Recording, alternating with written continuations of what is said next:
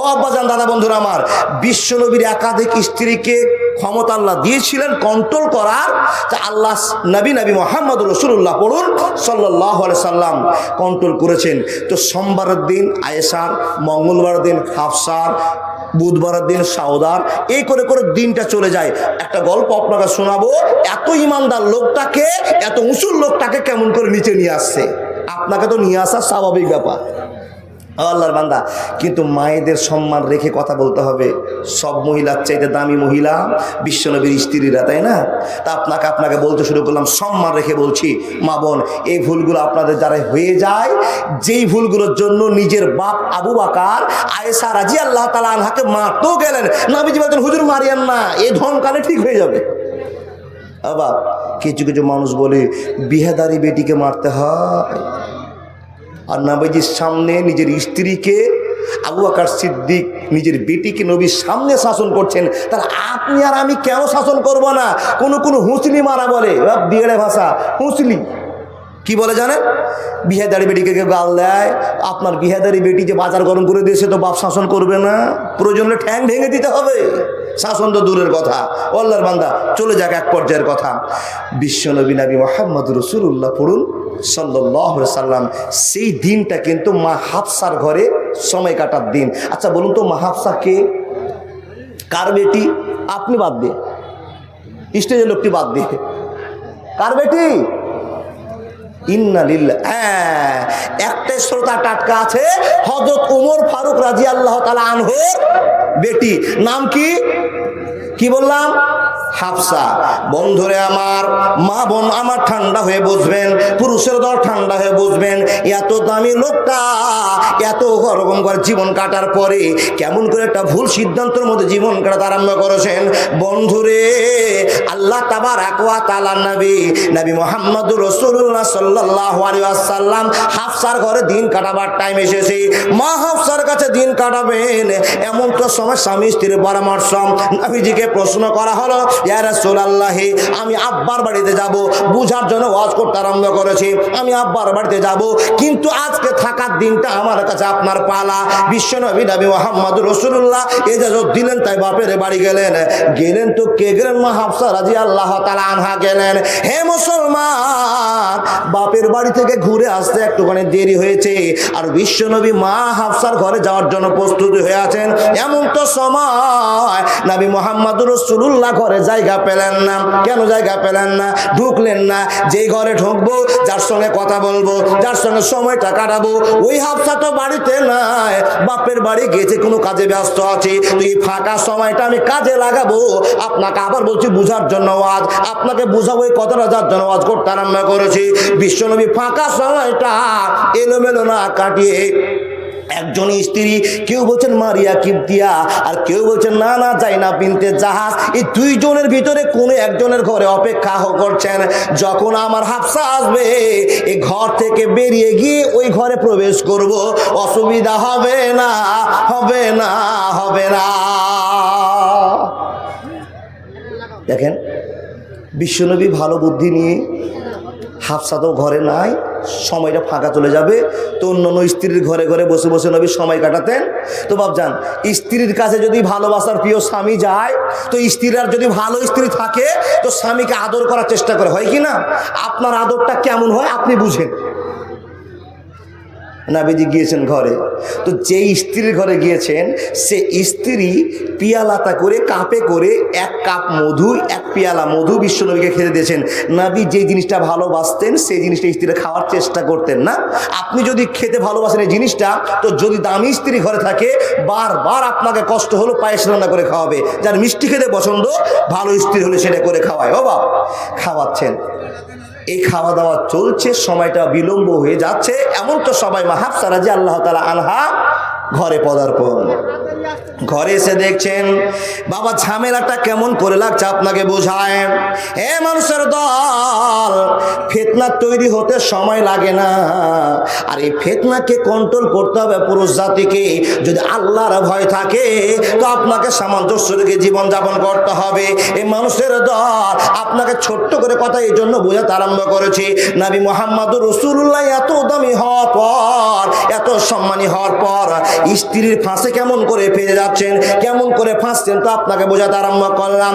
যখনই বিশ্বনবী মধু খেয়ে মা হাফসার ঘরে যাচ্ছেন রে বন্ধু, এমন তো সমাতে মা হাফসা এমন একটা অভিনয় করে বলছেন, এমন একটা অভিনয় দেখাচ্ছেন যে অভিনয়টার কথা আপনাকে না বললে ওয়াজ ক্লিয়ার হবে না।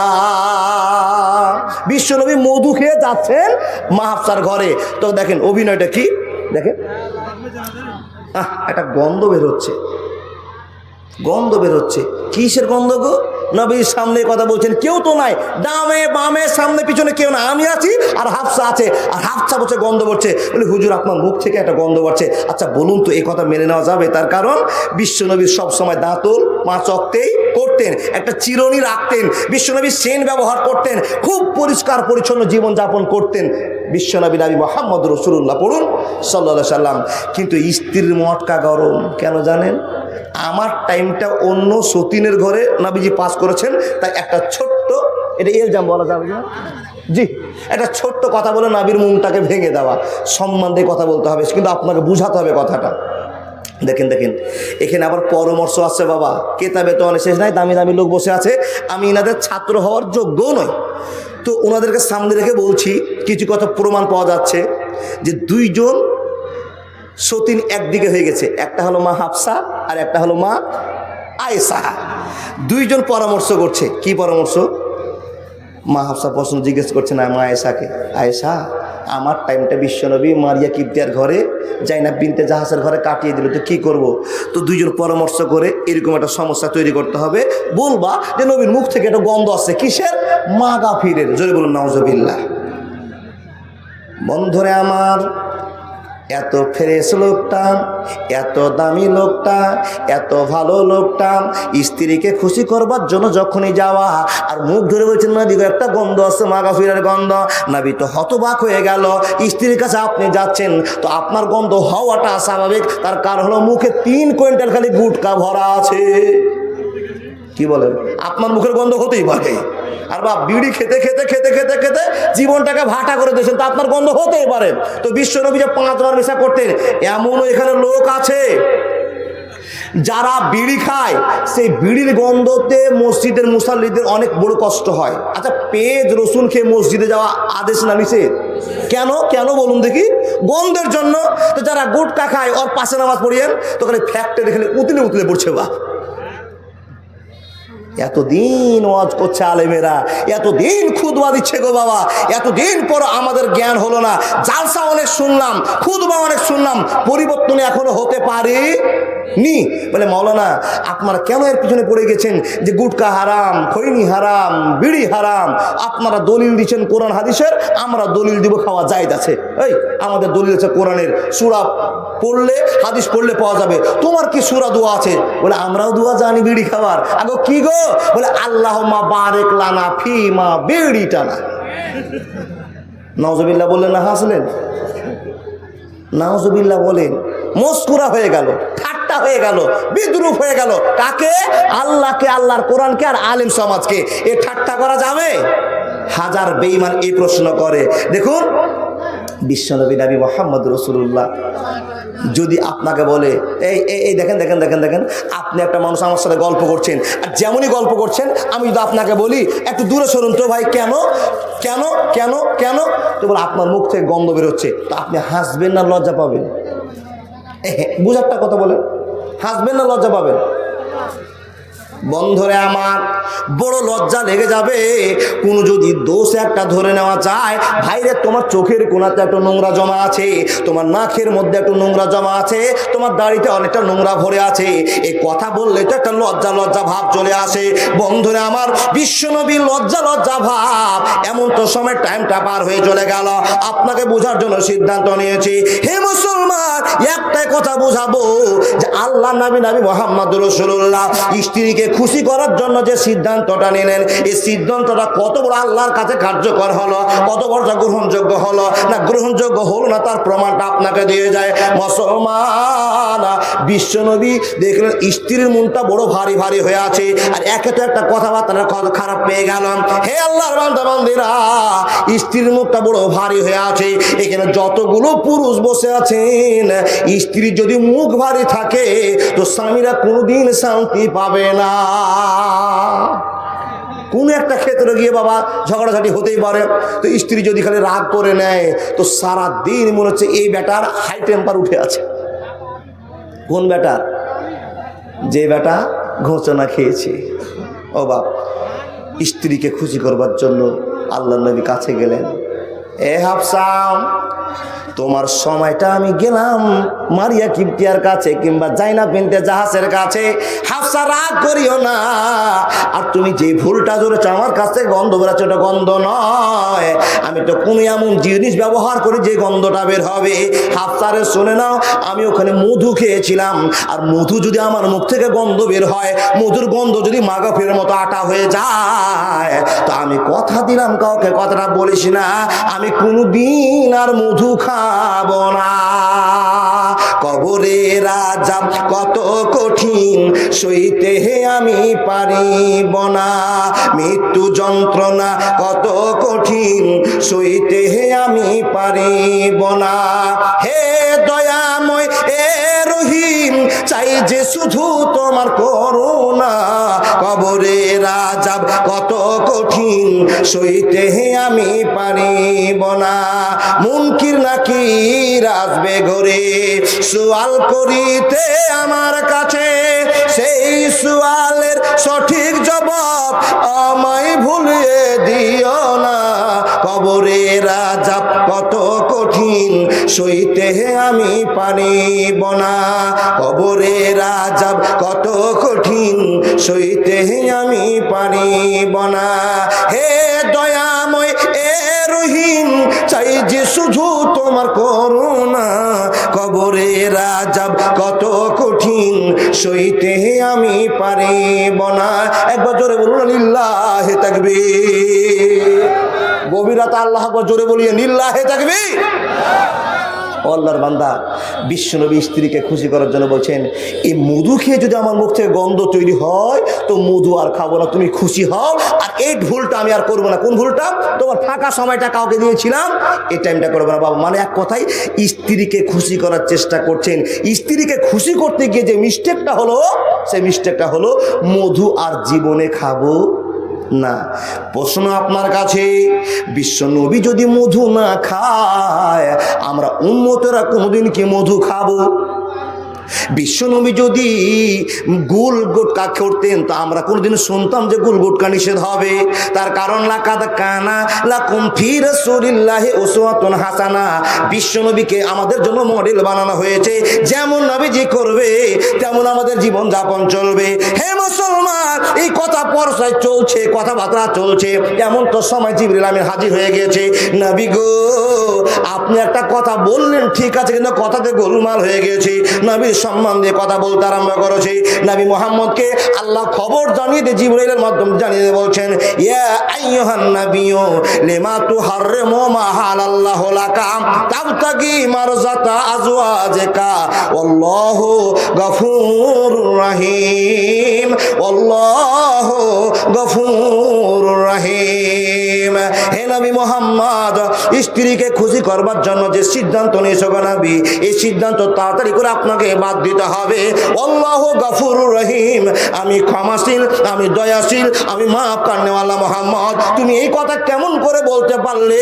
স্ত্রীর মুখে হাসি ফোটাবার জন্য তুমি বলে দিয়েছো, ও হাফসা, আমি জীবনে কোনোদিন আর মধু খাবো না।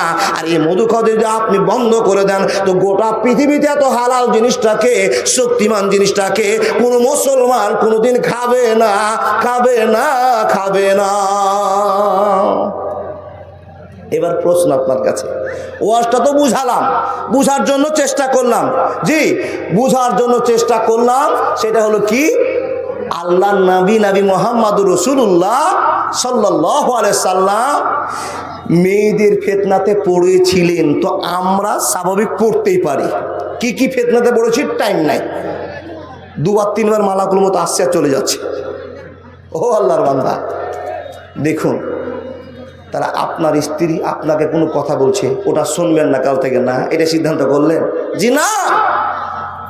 যতটি দামি কথা বলে, ভালো কথা বলে, স্ত্রীকে সম্মান দেয়, ভালোবাসা দেন, কথা শুনেন, কিন্তু এমন কথা শুনতে হবে না যদি এখন বলে স্ত্রী চলো আমরা ওই হুমায়ুনের বাবরি মসজিদ দেখতে যাব 1 জানুয়ারি কাটাতে। যাবেন? আচ্ছা আপনারা বলবেন, খুব খুশির খবর আপনাদের দিই, 2026 সাল চলছে, আজকে প্রথম দিন, 26/5 দিলাম। এতে আপনারা দুঃখ প্রকাশ করবেন না হাসবেন? দুঃখ তো। কোন খ্যাপার প্যাটের খ্যাপা ট্রাক্টরে লোড করেছে কি গো, ডিজে নিয়ে আনন্দ করে যাচ্ছে। Happy new year. হ্যাপি মানে কি? খুশি। নিউ মানে নতুন, ইয়ার মানে বছর, মানে খুশির বছর আসছে। এই পাগলা জন্মার পাগলা, তোকে কে খুশি করতে বললো? তোর হিসাব থেকে 60 বছর আলা টাইম বেঁধেছে, 60 বছর থেকে 1 বছর কমে গেল, তুই সেখানে আনন্দ করছিস, হাসছিস। তোকে কাঁদা দরকার ছিল, কথা ঠিক না ভুল? আল্লাহু আকবার। আচ্ছা বলুন, এগুলো পড়তে জানি না যে আমি? কোন টেढ़ा বেকা অক্ষর সব হিন্দি, ইংরেজি দিতেন তাও পারতাম। জি বাংলা লেখেন না তো ইংলিশ লেখেন। জি জি জি জি না না জি জি জি খাবার চলছে বাপ, যারা খাননি চলে যান। কে কে যাবেন? যান যান যান, তাড়াতাড়ি খেয়ে আসেন। আমার এটা পড়তে জানি না, এটা দিয়েন না। ও আর এই মানে কি বলবো, আর বলতে পারবো না। আচ্ছা কি বলছিলাম বলুন দেখি? Happy new year. আপনার ছেলে বলছেন উচ্চ মাধ্যমিক পাস করেছি, আজকে হ্যাপি নিউ ইয়ার পালন করতে যাব। কোথায়? বলে হুমায়ুনের মসজিদে। যাও। তো ওই ছেলেটা উচ্চ মাধ্যমিক পাস করেছে, ওকে বলেন এই যাচ্ছিস যা, খুব সাজগুস্ত দেখছি, তুই হ্যাপি নিউ ইয়ার এ বানানটা করে যাবি। গাড়িতে চাপার আগে হ্যাপি বানান করবি, নিউ বানান করবি, ইয়ার বানান করবি। উচ্চ মাধ্যমিক দিয়েছিস, কি করে যে পাস করেছিস বোঝা যাবে চড় গাড়িতে। ও আল্লাহর বান্দা, ও যুবক ভাইরা, এই ভুলটা করবেন না। আপনার 60 বছর বয়স থেকে মাইনাস হয়ে চলে গেল, 25টা কমে গেল। এই যে একটা সেকেন্ড কথা বলছি, এই সেকেন্ডটা কমে গেল, এই সেকেন্ড কোনোদিন ঘুরে পাবেন না। মিনিটটা চলে গেল, একে আর পাওয়া যাবে না। এই যে ঘন্টাটা চলে গেল, পাওয়া যাবে না। সপ্তাহ, মাস, বছর চলে গেল, পাওয়া যাবে না। আমাদের বয়স কমে গেল, কেউ মরতে চায়? কেউ মরতে চায় না। একটা গরু ছাগল মুইসও মরতে চায় না, কিন্তু বাপ যদি মরণ চলে আসে রক্ষা করতে কেউ পারবে? তো আপনাকে বলি, যদি এই খবরটা মাথায় রাখে, দিন ঘনিয়ে গেছে, সময় পার হয়েছে, আল্লাহর বান্দা আপনাকে আশাবাদী হয়ে বলছি, এই যে আপনার ঘনিয়েছে দিন, আমরা বিপদে পড়ে আছি। এই বিপদ কি আছে আমরা জানি না। বিপদ একটাই কাজে পার হয়, আল্লাহর মনটা খুশি করতে হয়। নবীজি বলছেন সাদকাত তারাদ্দুল বালা, বালা মুসিবত দূর করতে হলে, বিপদ পার করতে হলে আল্লাহর মন খুশি করতে হবে। কি দিয়ে? আপনার হাজার কষ্ট করা, রক্ত ঘাম ঝরা পয়সা দিয়ে। কি করবেন আপনি? আল্লাহর রাস্তে নবীর একটা মাদ্রাসা খুলবেন। মাদ্রাসা করে কি লাভ হবে? একটা কথা জেনে রাখুন, এই মাদ্রাসা যতদিন আছে, যতদিন চলবে। এখন যদি কেউ 5 টাকা দান করে মরে যান, তো বিশ্বনবী বলছেন এই সাদকাতুল জারিয়াটাতে কত ছেলে মাওলানা হবে, কত মেয়ে হাফেজা হবে, আর হাফেজ মাওলানা হয়ে চলে যাবে। তুমি কবরে ঢুকে আছো, যত কোরআন পড়বে, যতদিন মাজার চলবে, এর ফুল নাকি তোমার কবরে পৌঁছাবে। এর নাম হলো সাদকাতুল জারিয়া। আল্লাহর বান্দা দেখেন, গ্রামের ভিতরে একটা লোক কেরাম কিনেছে, কেরাম বোর্ড না চলছে আপনাদের দিকে? কেরাম বোর্ড খুবই চালান, উমরার হজ হচ্ছে আপনাদের। কেরাম যেই ছেলেটা কিনতে গিয়েছিল আর যে দোকানদার টাকা দিয়েছে, বেটা আপনাকে চিন্তা করতে হবে না, জাহান্নামের টিকিট কনফার্ম হয়ে গেছে তোমার। সমাজের ভিতরে যেই ছেলেটা টাকা জোগাড় করে ক্যারাম বোর্ড কিনতে গিয়েছে, 10 জনকে দাঁড় করে ক্যারাম বোর্ড খেলিয়েছে, যে কিনতে গিয়েছে ও প্রথম অন্যায়টা তার। তাহলে প্রথম একটা অন্যায় যে করলো, সে কি করলো? একটা পাপ কাজ ঢুকে দিল। ওই ছেলেটা যদি মরেও যায়, তো হাজার হাজার ছেলের ক্যারামটা খেলে যাবে, হবে কি না? সেইরকমই অন্যায়। কেউ যদি একটা মাদ্রাসার ভিত তৈরি হচ্ছে করে দিয়ে যায়, এরপরে যত সিরিয়াল আসবে, যত জীবন চলে যাবে, সব নেকি আপনি ট্রান্সফার হিসাবে 10 করে পেতে থাকবেন। এটা হলো সাদকাতুল জারিয়া। ও বন্ধু, তাহলে গুনাহ তো সাদকাতুল জারিয়া আছে।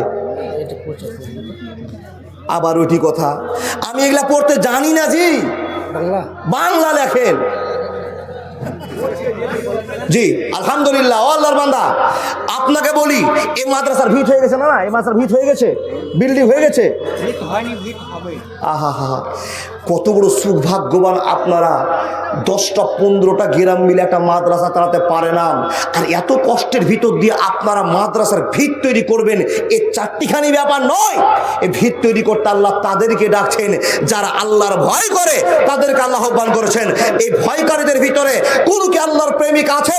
যেই ছেলেটা বলে মাওলানা আমি 10,000 টাকা দিব, আমি 30 জন ছেলের কাছে চাই, মানুষের কাছে চাই 10,000 করে। আল্লাহর বান্দা কি জন্য? আপনার 10,000 টাকার রড সিমেন্ট বালি পাথর কিনে মাটির তলে ভরে দেওয়া হবে, আর আপনার টাকা দিয়ে 4 তলা বিল্ডিংকে দাঁড় করে রাখা হবে। এখানে আপনি একবার উদ্বোধন করলেন, যত ছেলে আসবে যত পড়বে উদ্বোধনটা আপনার। কেরাম বোর্ডে উদ্বোধন করে জাহান্নামে চলে যাবে, মাদ্রাসা উদ্বোধন করে তেরকম জান্নাত চলে যাবে। 1 নাম্বার কোন আল্লাহর বান্দা আছেন আমি 10,000 টাকা মাওলানা? কেউ? এতগুলো বীর বাহাদুর পুরুষেরা আছেন, সিদ্ধান্ত নিতে পারলেন না যে আমি একটা 10,000 টাকা দেব। কেন গো মাওলানা? বলে দান করলে নেকি হয়। কত নেকি হয়? শুধু নেকি নয়, নেকির সঙ্গে কতটি জিনিস পাওয়া যায়। এর বিনিময় আল্লাহ বলছেন 1 টাকা দান করলে 1 টাকার বিনিময়ে 10 টাকা। তাহলে কেউ যদি 10,000 টাকা দান করে তাহলে সে কত পাবে? 1 লক্ষ টাকা সোজা হিসাব। তো আল্লাহ বলছেন তুমি আমাকে 10,000 টাকা দিবে, তোমার কষ্টের টাকা আমি নিব না বান্দা, তোমার মনটা নিব, আর তোমার টাকাটি তোমাকেই ফিরিয়ে দিব। আল্লাহ কি করে? আমি 10,000 টাকা মাদ্রাসায় জমা করে দিলাম, এ টাকা ফিরে আসবে আমার কাছে কি করে? বলে বান্দা তুমি দিল্লিতে কাজ করতে যাবে, প্রতি মাসে 15,000 টাকা কামাই হয়, হঠাৎ করে ঘুরতে ঘুরতে আমি আল্লাহ তোমাকে ঠিকাদার বানিয়ে দিব, কোন কৌশলে তোমার কাছে 1 লক্ষ টাকার মালিক বানাবো তুমি জানবে না বান্দা, এ আমার বরকত। আচ্ছা বলুন, 30 বছর থেকে দান করে আসছেন, দান করে কোন লোক বলছে আমি গরিব হয়েছি?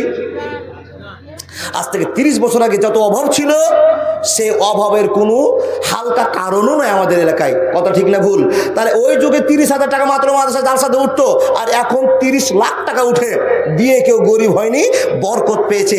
আল্লাহর ভাষাকে যদি সত্য মনে করেন, মান জাআবিল হাসানাতে ফালাহু আসরুম সালেহাত, 1 টাকার বিনিময়ে 10 টাকা। তাহলে আপনি বা চিন্তা করেন ক টাকা দেবেন? 10,000 না 5,000 না 500 না 100? প্রত্যেকটা লোকের কাছে আমার আবেদন, আমি নির্বাচন করে রাখবো না, চিহ্নিত করে রাখবো না, 1 টাকা থেকে শুরু করে 10,000 পর্যন্ত আমার চাওয়া পাওয়া। আল্লাহর বান্দারা বসে থাকবেন না, আপনার টাকার শক্তিকে দিয়ে ভিত স্থাপন করা হবে। এটা কম বড় চাহিদা নয়। যত দালসা করছে এলাকায় এরকম মাদ্রাসা চোখে পড়েনি যে আমার টাকাতে আপনার টাকাতে ভিত হবে, অন্য মানুষদের চালিয়ে দিয়েছে, আপনার টাকায় ভিত হয়নি। বাবজান পারবেন কেউ? আপনি বলুন। হ্যাঁ বলুন। বেনামি 100